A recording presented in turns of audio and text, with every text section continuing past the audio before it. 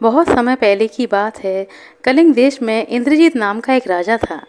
राजा इंद्रजीत गुड़ी लोगों का बहुत आदर करते थे और उनके प्रति श्रद्धा भाव प्रकट करते थे। एक दिन राजा इंद्रजीत अपनी राजसभा में बैठे हुए थे। मंत्री दरबारी सभी वहां उपस्थित थे। राज्य से संबंधित अनेक विषयों पर चर्चा चल रही थी। उसी समय एक प्रौढ़ व्यक्ति राज दरबार में उपस्थित हुआ। उसने प्रहरी से कहा, मैं महाराज से मिलना चाहता हूँ। प्रहरी ने प्रौढ़ को अच्छी तरह से देखा और उन्हें देखकर प्रहरी को लगा कि वे कोई पंडित व्यक्ति हैं। उसने उनसे कहा, आप यहीं प्रतीक्षा कीजिए, मैं राजा को खबर देकर आता हूँ। यह कहकर प्रहरी राजसभा की ओर अग्रसर हुआ। दूर खड़े रहने के बावजूद राजा इंद्रजीत ने उस प्रौढ़ को देख लिया था। उन्होंने इशारे से प्रहरी से कहा कि वह उस व्यक्ति को लेकर आए। प्रहरी ससम्मान उस व्यक्ति को राजसभा में लेकर उपस्थित हुआ।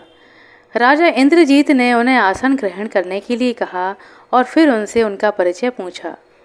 प्रौढ़ व्यक्ति ने आसन ग्रहण करने के बाद कहा, महाराज, मैं निकट देश से आया हूँ। मैं आपके समक्ष कुछ धार्मिक चर्चा करना चाहता हूँ। राजा ने कुछ देर तक अतिथि के चेहरे की ओर देखा। फिर अपने अनुभवों से उन्होंने समझ लिया कि यह आदमी पंडित है। सविनय उन्होंने पूछा, अतिथि महोदय, आपका नाम क्या है? अतिथि ने कहा, महाराज, मेरा नाम चित्रसेन है। चित्रसेन के रहने एवं भोजन आदि की व्यवस्था की गई। यथेष्ट सेवा सत्कार पाकर चित्रसेन बहुत खुश हुए। तय हुआ उस शाम धर्म चर्चा हेतु बैठक होगी। पहली चर्चा में ही राजा इंद्रजीत बहुत प्रसन्न हुए। उन्होंने चित्रसेन की बहुत प्रशंसा की। उसके बाद लगातार 3 दिनों तक धार्मिक चर्चाएं हुई। रानी भी प्रसन्न हुई और राज दरबार के सभी सदस्यों ने चित्रसेन के पांडित्य और उनकी वक्तव्य कला से अत्यंत प्रसन्न होकर उनका स्तुति गायन किया। राजा के अनुरोध पर चित्रसेन और कुछ दिनों तक राजमहल में उपस्थित रहे। उसके बाद उनकी विदाई के उपलक्ष्य में उनके अभिनंदन का आयोजन किया गया। पंडित चित्रसेन को राजा ने स्वयं माला आदि से आभूषित करके 1000 स्वर्ण मुद्राएं प्रदान की और कहा, गुणीजनों के सम्मान की रक्षा करना राजा का कर्तव्य होता है। मैंने कर्तव्य पालन करने का थोड़ा बहुत प्रयास किया है। आपसे अनुरोध है कि आप अपने ज्ञान और पांडित्य के द्वारा देश का कल्याण करें। राजा से विदा लेकर पंडित चित्रसेन ने अपने राज्य की ओर प्रस्थान किया। कलिंग देश से उनके देश की दूरी बहुत थी। उन दिनों सामान्य जनों के लिए पैदल चलने के सिवा दूसरा कोई विकल्प भी नहीं था। इसलिए चित्रसेन पैदल ही अपने देश की ओर चले। चलते चलते शाम हो गई तो वे एक धर्मशाला में पहुँचे। धर्मशाला छोटी थी, कमरे भी कम थे। एक एक कमरे में पहले से 8-8, 9-9 लोग जैसे तैसे बैठे हुए थे। चित्रसेन भोजन करने के बाद कमरे में गए और किसी से कुछ ना कहकर एक कोने में चटाई बिछाकर सो गए।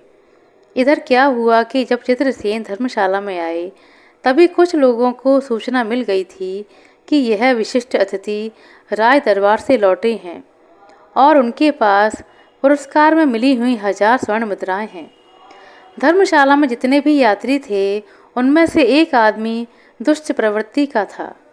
दूसरे का धन उड़ा लेने में वह बहुत माहिर था। चोर के रूप में वह प्रसिद्ध था। वह चित्रसेन पर दृष्टि रखे हुआ था। जिस समय चित्रसेन कमरे के एक कोने में चटाई पर सो गए, उसी समय उस चोर ने चित्रसेन के ठीक बगल में एक चटाई बिछाकर अपना स्थान दखल कर लिया। रात गहरी हो गई, सब सो गए थे, लेकिन उस चोर की आंखों में नींद नहीं थी। वह केवल सोने का नाटक कर रहा था और अपनी चटाई पर लेटा हुआ था। स्वर्ण मुद्राएं चोरी करने के लिए वह उचित समय का इंतजार कर रहा था। चित्रसेन घनघोर निद्रा में थे और उनकी नाक बज रही थी। चोर उठकर बैठ गया। उसने सोचा यही मौका है। उसने चित्रसेन के सिर के नीचे तकिए को टटोलना शुरू कर दिया। वहाँ उसे कुछ भी नहीं मिला। कहाँ है मुद्राओं की थैली? वह अच्छी तरह जानता था कि उनके पास 1000 स्वर्ण मुद्राएं हैं, लेकिन वह समझ नहीं पा रहा था कि स्वर्ण मुद्राएं कहाँ गईं। रात भर जागकर उसने चित्रसेन के शरीर का अत्यंत सूक्ष्म निरीक्षण किया। कमरे में भी कुछ नहीं, वे खुली देह से सो रहे थे। उनकी कमीज की जेब भी खाली थी। उसे समझ में नहीं आ रहा था कि चित्रसेन ने इतनी स्वर्ण मुद्राएं कहाँ रख दी हैं। उसने चित्रसेन के बिस्तर की चारों ओर से पड़ताल की, लेकिन स्वर्ण मुद्राएं उसे कहीं नहीं मिली। सुबह हो गई, बाहर प्रकाश फैल गया। चित्रसेन की नींद टूटी। उनकी नींद टूट गई है समझकर चोर ने सोने का नाटक किया। चित्रसेन उठकर बैठ गए। उन्होंने अपनी कमीज पहनी और उसके बाद बड़ी सावधानी से चोर के तकिए के नीचे से स्वर्ण मुद्राओं की थैली निकाल ली। उस चोर को पहली बार देखते ही चित्रसेन को संदेह हो गया था, इसलिए चित्रसेन ने स्वर्ण मुद्राओं की थैली अपने पास न रखकर चोर के ही तकिए के नीचे रखना उचित समझा था। अब वही स्वर्ण मुद्राओं की थैली लेकर वे बाहर निकल आए। चोर को उन्होंने कैसे मूर्ख बनाया, यह स्वयं चोर भी नहीं समझ पाया। आशा करते हैं दोस्तों आपको हमारे द्वारा सुनाई गई छोटी सी कहानी अच्छी लगी होगी। कहानी पसंद आई हो तो कृपया लाइक कर दें, शेयर कर दें। चैनल पर नए हैं तो सब्सक्राइब कर लें। अपना कीमती समय देने के लिए बहुत बहुत धन्यवाद। मिलते हैं अगले वीडियो में, तब तक के लिए नमस्कार।